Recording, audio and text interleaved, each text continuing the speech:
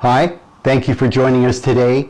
Our discussion is the controlling type, the controlling personality type that's very common in domestic violence. My name is Jonathan, and thank you for tuning in. We are sponsored by NetCheck Investigations, and we hope that you are safe today and take our advice and experience seriously. So there are 5 basic types or behavior types in domestic violence for the abuser, and the most common is called the controlling type.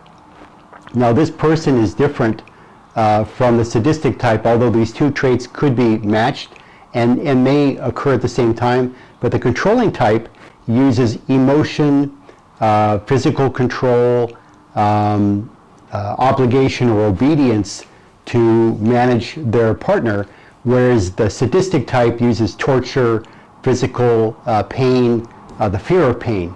And so the controlling type is more of an emotional type personality. Generally, this is the most common domestic violence characteristic, is the controlling type.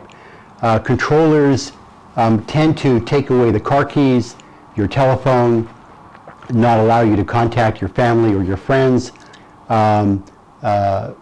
keep you in a locked room, prevent you from working, prevent you from going out, need to be with you all the time, question you all the time.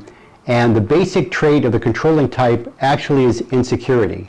This person is afraid that if it's up to you and your choices, you might leave them, and so instead of letting you free, they strangle you with control and emotional obligation.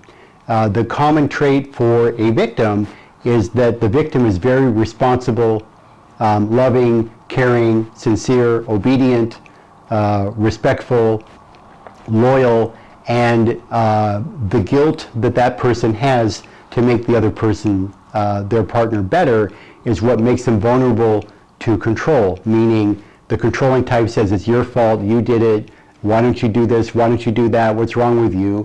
And they make all the decisions, and the victim says, I'm going to try harder, you're right, it's my fault, I will do my best.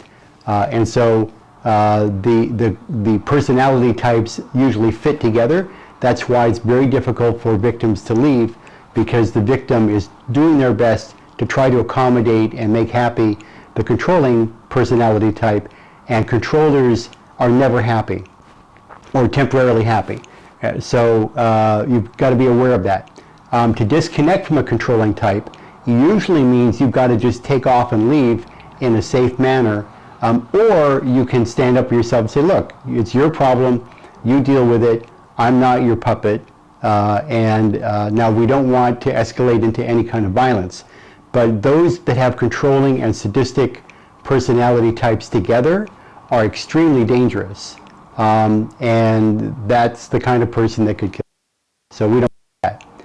But if it's someone that's controlling only for emotional or insecurity needs and has maybe afraid of someone leaving, or they're scarred from the past, or they have pathology, then I would say there is room for intervention and support.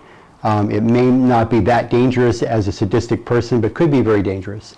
So be careful. If you need more information, we're happy to help you out. You can contact us at info@netcheckpi.com. We also have a book available that lists the different types of personalities, how to recognize them, how to remedy from them, and how to safely disconnect. So thank you for viewing, and we look forward to seeing you soon.